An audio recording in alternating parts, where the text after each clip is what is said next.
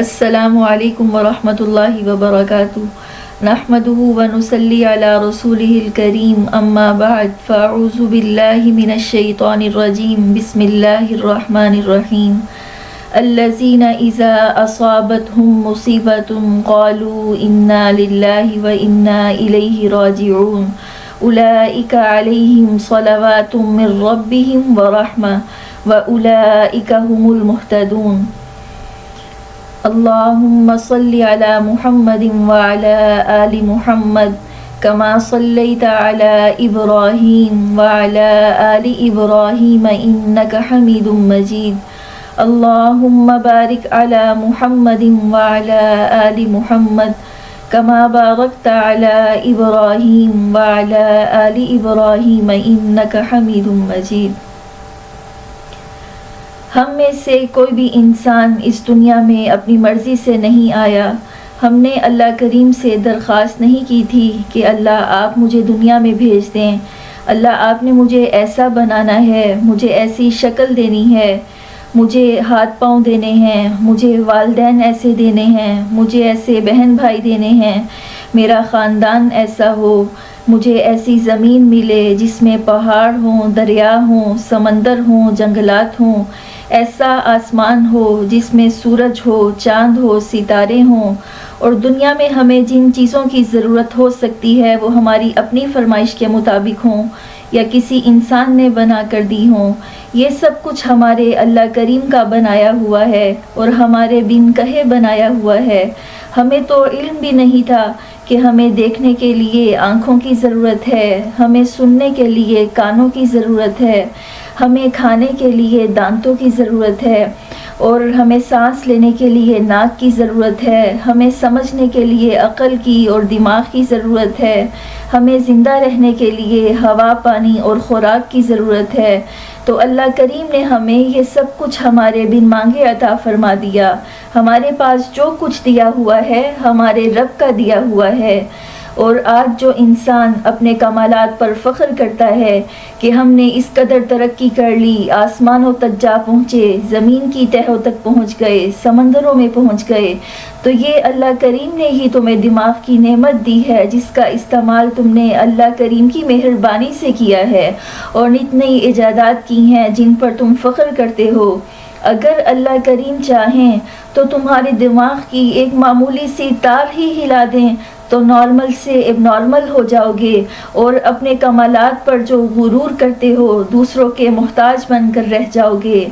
آج تم اپنی ایجادات پر بہت فخر کرتے ہو اور سمجھتے ہو کہ تم نے اپنی زندگی کو بہت آسان بنا لیا ہے۔ وہ زمانے جاہلیت کے انسان تھے جن کے پاس نہ سائنس کا علم تھا، نہ ٹیکنالوجی تھی، نہ بیماریوں کا علاج تھا، نہ بجلی تھی، نہ گیس تھی، نہ وسائل تھے، نہ موبائل تھے۔ کیا قابل رحم زندگی وہ گزار کر گئے ہیں، لیکن ہم تو اس سائنٹیفک ایج کے انسان ہیں، ہم تو عروج کی انتہا پر ہیں۔ ساری دنیا موبائل میں سمٹ کر ہمارے ہاتھوں میں آ گئی ہے۔ ہم نے دنیا کو گلوبل ولیج بنا ڈالا ہے، ہم نے بیماریوں کا علاج دریافت کر لیا ہے، اب ہم جو چاہیں کر سکتے ہیں۔ اب ہمارے پاس دنیا میں مزے سے رہنے کو اور کرنے کو اتنا کچھ ہے کہ ہمیں اپنے رب کو یاد کرنے کی فرصت ہی نہیں۔ ہم اپنی سہولتوں، آرام اور آسائش میں اس قدر مگن ہیں کہ ہماری زندگی کا مقصد بس یہی بن کر رہ گیا ہے کہ ہم زیادہ سے زیادہ اپنی زندگی کو انجوائے کریں۔ زندگی تو ایک بار ہی ملی ہے، اپنی منمانی کرنے میں الگ ہی مزہ ہے۔ یہ بھی بھلا کوئی زندگی ہے جو ڈر ڈر کر گزاری جائے؟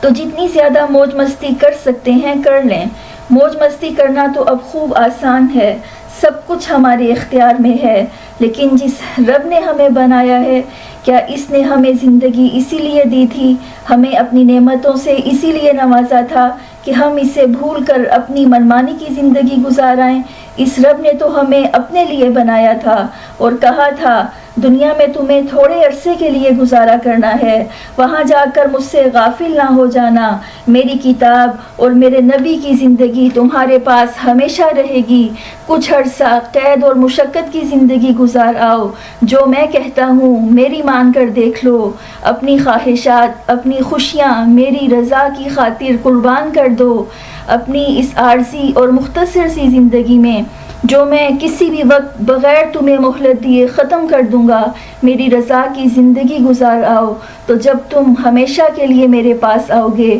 تو تمہیں ایسا راضی کروں گا، ایسی نعمتوں سے نوازوں گا جن کا تم اس زندگی میں تصور بھی نہیں کر سکتے ہو۔ بس یہاں میری مان لو، وہاں سب تمہاری مانی جائے گی اور ہمیشہ ہمیشہ کی زندگی ہوگی۔ لیکن جب ہم اللہ کریم کے اس پیغام کو بھولنے لگتے ہیں، دنیا کی عارضی اور فریب بھری چکا چوند سے متاثر ہونے لگتے ہیں اور اپنا سب کچھ دنیا کو ہی سمجھنے لگتے ہیں، تو اللہ کریم ہماری ساری سائنس اور ٹیکنالوجی کی ترقی کے باوجود اس انتہائی ماڈرن ایج میں اپنی اس قدر چھوٹی سی مخلوق جس کو ہم اپنی آنکھوں سے بھی نہیں دیکھ سکتے اور جس کو ہم نے کرونا وائرس کا نام دیا ہے، اس کے ذریعے دنیا کو جھنجھوڑ دیتے ہیں اور ساری دنیا کے انسانوں کو پیغام دیتے ہیں کہ آؤ میرے بندو، میری طرف لوٹ آؤ۔ مجھ سے اس قدر غافل ہو کر دنیا میں اس قدر مگن کیوں ہو گئے ہو کہ مجھے یاد کرنے کا ٹائم ہی نہیں ملتا؟ کیا بھول گئے ہو کہ واپس میرے پاس نہیں آنا؟ کرونا وائرس کے ذریعے اللہ تعالیٰ نے انسانوں کو پیغام دیا کہ ساری دنیا کے انسانوں دیکھ لو، تمہاری اس قدر ایجادات اور ترقیاں بھی مجھے زمین کو ویران کرنے سے باز نہیں رکھ سکیں۔ تم نے تو دنیا کو گلوبل ولیج بنا ڈالا تھا، لیکن انسانوں، کرونا میں تو تم خود ایک دوسرے سے خوف زدہ ہو گئے تھے، اور کرونا نے سب سے زیادہ تباہی بھی ترقی یافتہ ممالک میں مچائی تھی، جن کے پاس سائنس اور ٹیکنالوجی تھی، جن کے پاس اعلیٰ حفاظتی انتظامات تھے، جن کے پاس اعلیٰ تعلیم یافتہ ڈاکٹرز تھے، لیکن سب سے زیادہ اموات بھی انہی ممالک میں ہوئی تھیں۔ تو اللہ کریم نے ہمیں پیغام دیا کہ اللہ تعالیٰ سے بڑھ کر طاقت اور عظمت والا کوئی نہیں، اللہ کے حکم کے آگے سب بے بس ہیں۔ اللہ پاک جب چاہیں، جو چاہیں، جیسے چاہے کر سکتے ہیں، کوئی اللہ کے حکم کے آگے چون چڑھا نہیں کر سکتا۔ لیکن ابھی تو اللہ کریم نے اتنی مہلت دے دی کہ ہیومینٹی کے اس دور میں سوشل ڈسٹینس سے کام چلا لیا، ویکسین ایجاد کر لی، لیکن ایک دن ایسا بھی آنا ہے کہ ہاتھ میں کینچی ویسے ہی پکڑی رہ جائے گی اور کپڑا بھی کاٹنے کی مہلت نہ ملے گی۔ اس لیے ساری دنیا کے انسانوں اللہ کریم کے آگے جھک جانے میں ہی خیر ہے، جو اللہ اس قدر طاقت اور عظمت والا ہے کہ اپنی چھوٹی سی مخلوق کے ذریعے اس جدید دنیا کے نظام کو ہلا کر رکھ دے۔ اس رب کی غلامی میں خیر ہی خیر ہے۔ اس نے زندگی کچھ عرصہ کے لیے دی ہے، اس کی مان کر چلنا ہی اصل زندگی ہے۔ اب ہمارے پاکستان میں جو سیلاب آیا ہے تو بعض لوگ کہتے ہیں کہ یہ اللہ کا عذاب ہے، بعض لوگ کہتے ہیں یہ قدرتی آفت ہے، بعض کہتے ہیں ہماری مس مینجمنٹ ہے، ہماری حکومتوں کی نااہلی ہے۔ اگر ہم نے ڈیمز بنائے ہوتے، ہماری حکومتوں نے اپنی ذمہ داریاں ادا کی ہوتی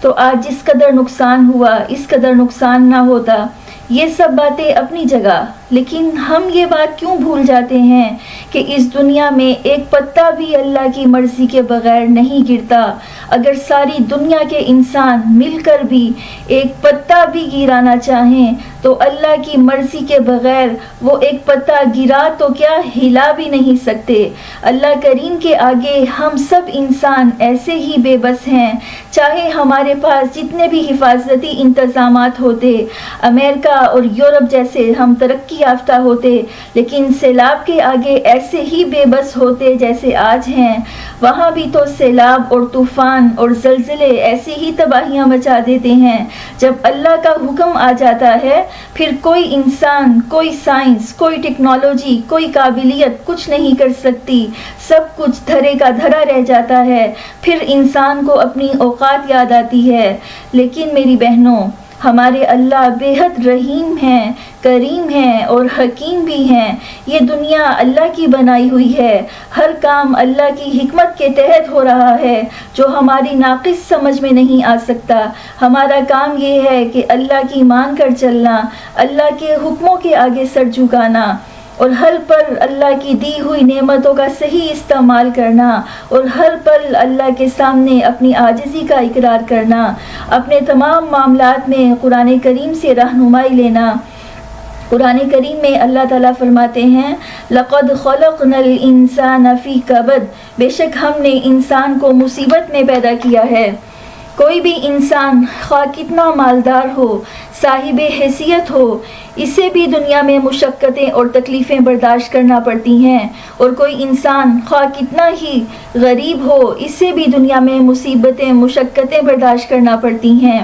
اور اس میں اس بات کی طرف اشارہ ہے کہ انسان خود سے نہیں بن گیا جو اپنی منمانی کی زندگی گزار لے۔ اگر انسان اپنا خود مالک ہوتا تو اپنے لیے ایسا نظام بناتا جہاں اس سے تکلیفیں، بیماریاں اور مشکلات پیش نہ آتی۔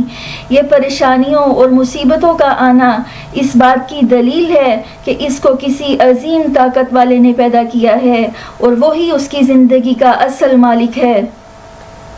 اللہ تعالیٰ جس کو جتنا آرام پہنچاتے ہیں وہ ان کی حکمت کے مطابق ہوتا ہے، اور جس کو جتنی تکلیف پہنچاتے ہیں وہ بھی ان کی حکمت کے مطابق ہوتا ہے۔ انسان کا اس میں کوئی دخل نہیں ہے۔ اور دوسری بات یہ پتہ چلتی ہے کہ جب زندگی میں مشقت اٹھانی ہی ہے اور ہر حالت میں اٹھانی ہے تو کیوں نہ ایسی مشقت اٹھائی جائے جو پیدا کرنے والے کی مرضی کے مطابق ہو، جس سے اس کی رضا نصیب ہو۔ دنیا میں انسان امتحان کے لیے بھیجا گیا ہے۔ قرآن کریم میں آتا ہے الذی خلق الموت والحیات لیبلوکم ایکم احسن عملا، جس نے موت اور زندگی کو پیدا کیا تاکہ تمہیں آزمائے کہ تم میں کس کے کام اچھے ہیں۔ یہاں اللہ کی رحمت بھی امتحان ہے اور اللہ کا غضب بھی امتحان ہے۔ یہاں کبھی دے کر آزماتا ہے اور کبھی چھین کر آزماتا ہے، اور ہمیں حکم دے دیا جب دے دوں اور جس کو چاہے دے دوں۔ اور اللہ تعالیٰ نے دنیا میں کوئی کرائٹیریا نہیں رکھا کہ فلاں فلاں کو دوں گا، فلاں فلاں کو نہیں دوں گا، بلکہ فرمایا کہ جس کو چاہے دے دوں گا، چاہے وہ مسلمان ہو، کافر ہو، چاہے وہ کمزور ہو یا طاقتور ہو، امیر ہو یا غریب ہو، جس کو چاہے دے دوں تو اس کو چاہے وہ شکر ادا کرے، اور جس سے لے لوں جس کو نہ دوں وہ صبر کر لے، شکوہ شکایت نہ کرے۔ میری مرضی چاہے تو میں دنیا میں صبر کا بدلہ دوں گا، یا اگر دنیا میں اس کا اجر نہ بھی دوں، بدلہ نہ بھی دوں، تو جب میرے پاس آئے گا تو صبر کے بدلے میں ایسا مقام دوں گا کہ باقی لوگ بھی حسرت سے وہ مقام پانے کی خواہش کریں گے۔ تو میری بہنوں، ایک مسلمان کے طور پر ہمارا طرز عمل یہ ہونا چاہیے کہ جب کبھی کوئی مصیبت آ جائے، تکلیف آ جائے، پریشانی آ جائے تو اس میں انا للہ و انا الیہ راجعون پڑھ لیں کہ ہم اللہ کے ہیں اور ہم اسی کی طرف لوٹ کر جانے والے ہیں۔ قرآن کریم میں آتا ہے مصیبت میں جس مومن کا طرز عمل ایسا ہوتا ہے تو اللہ کریم فرماتے ہیں اولئک علیہم صلوات من ربہم ورحمہ واولئک هم المہتدون، یہ لوگ ہیں جن پر ان کے رب کی طرف سے مہربانیاں ہیں اور رحمت ہیں، اور یہی ہدایت پانے والے ہیں۔ اور ایک حدیث شریف میں آتا ہے کہ مصیبت میں یہ دعا پڑھ لیں اللہم اجرنی فی مصیبتی واخلف لی خیرا منہا، اللہ اس مصیبت میں مجھے اجر دے دیں اور مجھے اس سے بہتر بدلہ عطا فرمائیں، تو اللہ تعالیٰ اس کا مصیبت کا اجر اور بدلہ ضرور عطا فرماتے ہیں۔ اور جب کبھی بھی کوئی مصیبت آئے، پریشانی آئے تو شان عبدیت یہ ہے، ایک مومن کی شان یہ ہے کہ وہ اقرار کرے کہ یہ مصیبت میرے گناہوں کی وجہ سے ہے، اس لیے اللہ کی طرف رجوع کرے۔ حضرت یونس علیہ السلام کو مچھلی نے نگل لیا تھا۔ اگر کوئی انسان زندہ حالت میں مچھلی کے پیٹ میں چلا جائے تو ایک ایک لمحہ اس کے لیے قیامت، تو ان کی کیا حالت ہوگی۔ لیکن اس وقت مچھلی کے پیٹ میں حضرت یوسف علیہ السلام نے اللہ تعالیٰ سے شکوہ شکایت نہیں کی کہ اللہ میں تو آپ کا اتنا نیک بندہ، اتنی عبادت کرنے والا، آپ کا نبی، آپ کی نافرمانیوں سے بچنے والا، پھر آپ نے مجھے اس تکلیف میں کیوں مبتلا کر دیا کہ مجھے مچھلی کے پیٹ کے اندھیروں میں قید کر دیا، بلکہ سمندر میں اور مچھلی کے پیٹ کے اتنے تنگ و تاریک قید خانے میں انہوں نے پکارا تو کیا پکارا، لا الہ الا انت سبحانک انی کنت من الظالمین، اللہ آپ کے سوا کوئی معبود نہیں، سبحانک آپ کی ذات ہر قسم کے عیب سے پاک ہے، انی کنت من الظالمین خود میں ہی ظلم کرنے والا تھا جس کے نتیجے میں مجھے یہ سزا مل رہی ہے۔ اب دیکھیں، چاہیے تو یہ تھا کہ وہ یہ دعا کرتے اللہ مجھے مچھلی کے پیٹ سے نکال دیں، لیکن وہ فرما رہے ہیں لا الہ الا انت، اللہ آپ کے سوا کوئی معبود نہیں۔ یہ ایک عجیب جملہ ہے، لیکن اس میں سب کچھ آ گیا کہ اللہ اس کائنات میں جو کچھ ہو رہا ہے وہ سب آپ کے ارادے سے ہو رہا ہے۔ تو اللہ میں جو اس مصیبت میں ہوں، مچھلی کے پیٹ میں ہوں، تو کسی اور نے نہیں، آپ نے ہی مجھے بھیجا ہے۔ تو اس میں ایک پہلو شکوہ کا بھی ہو سکتا تھا کہ اللہ آپ ہی اس کے ذمہ دار ہیں کہ آپ نے ہی مجھے اس مصیبت میں گرفتار کیا ہے، لیکن حضرت یونس علیہ السلام نے سبحانہ کا فرما کر اس پہلو کو دور کر دیا کہ اللہ آپ تو ہر عیب سے پاک ہیں، آپ نے جو ڈالا تو وہ کسی ظلم کی وجہ سے نہیں، کسی زیادتی کی وجہ سے نہیں، بلکہ انی کنت من الظالمین، میں ہی ظلم کرنے والا تھا۔ اس کے معنی یہ ہوئے کہ اللہ جو کچھ ہوا وہ آپ کے فیصلے سے ہوا جس میں کوئی عیب نہیں، اور اس کا اصل سبب یہ تھا کہ میں خود ہی ظلم کرنے والا تھا، اس وجہ سے یہ مصیبت مجھ پر آئی۔ سبحان اللہ، کیا شان بندگی ہے، اللہ کے سامنے کیسی عاجزی کا اظہار ہے، جس میں ایک جانب اپنی غلطی کا اقرار ہے اور اللہ تعالیٰ کی مشیت پر اپنی رضامندی کا اظہار ہے کہ آپ ہر غلطی سے پاک ہیں، آپ کے فیصلے میں کوئی غلطی نہیں، انی کنت من الظالمین، میں ہی ظلم کرنے والوں میں سے ہوں۔ اس میں بظاہر کوئی دعا نظر نہیں آتی، لیکن یہ بڑی زبردست دعا ہے، اور وہ یہ ہے کہ جو کچھ ہوا میری غلطی سے ہوا، تو اس مصیبت اور پریشانی کو دور کرنے والا بھی آپ کے سوا کوئی نہیں، لا الہ الا انت، یا اللہ آپ نے جو تکلیف دی برحق دی، لیکن نکلنے کا راستہ بھی آپ کے سوا کوئی نہیں، یا اللہ یہ راستہ بھی آپ ہی نکالیں گے۔ تو جیسے بچہ ماں سے مار کھا کر ماں سے ہی لپٹتا ہے، بندے کی حالت اللہ تعالیٰ سے ایسی ہی ہونی چاہیے کہ اللہ کے سامنے روئے بھی کہ اللہ کریم یہ مشکل آ گئی ہے، لیکن اس مشکل کو حل کرنے والا بھی آپ کے سوا کوئی اور نہیں ہے، لا الہ الا انت، آپ کی طرف سے کوئی تکلیف آئے تو نجات کا کوئی اور راستہ نہیں ہے، کوئی اور دور کرنے والا نہیں ہے، تو اللہ کریم آپ ہی اسے دور فرمائیں۔